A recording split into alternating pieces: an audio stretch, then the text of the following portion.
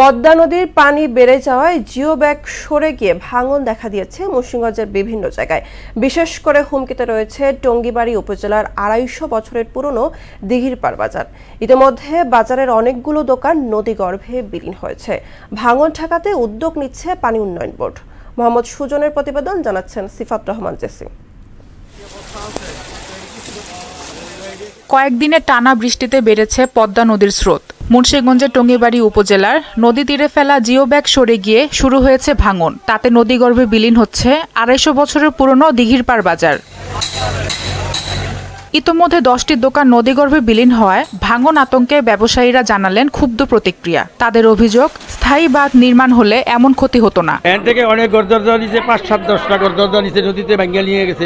কারণ হলো এটা একটা ভাঙ্গা নোয়া লাগছে, এদিকে অনেক ভাঙতাস বস্তা হালায়, পাথর হালায়, হেলে জায়গাটা থাকবো আর নাহলে থাকবো না। এটাকে দ্রুত পদক্ষেপ নিতে হবে এবং বস্তা হালাক ব্লক হালাক ফালাইতে হবে, না হলে এটা মনে করেন ২-৪ দিনের ভিতর মানে আরো কিছু দোকানপাট ভেঙে যাওয়ার সম্ভাবনা আছে। পাথর ফালান অথবা বালু ফালান, কিন্তু ওনাদেরকে অনেকবার বলার পরও ওনারা আসে না, এই পদক্ষেপ নেয় না। ওনারা কি করছে, যেখানে দরকার নাই ওখানে ওনারা এগুলো ইউজ করছে, ফালাইছে। ১০-১২টা আইনা বস্তা হালাই দিয়া কইতাছে যে এই জায়গায় যে ছবি টবি তুললে অলরেডি বাড়ায় কমপ্লিট যে আমরা পদক্ষেপ নিতেছি, কিন্তু কোনো কাজই হইতেছে না। ভাঙন ঠেকাতে জিও ব্যাগ ফেলা সহ সরেজমিনে পরিদর্শন করে সব ধরনের ব্যবস্থা নিচ্ছে বলে জানান পানি উন্নয়ন বোর্ড। ভাঙন রোধ করার জন্য আমরা জিও ব্যাগ ডাম্পিং করছি।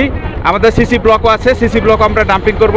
আমরা পর্যাপ্ত ব্যবস্থা নিচ্ছি, আমরা সাইটে আছি এবং আমরা ব্যবস্থা গ্রহণ করতেছি। ব্যবসায়ী সহ সবার দাবি, পদ্মার ভাঙন ঠেকাতে একটি স্থায়ী বাঁধ নির্মাণ সহ প্রয়োজনীয় ব্যবস্থা নেবে কর্তৃপক্ষ। সিফাত রহমান জেসি, মোহনা সংবাদ।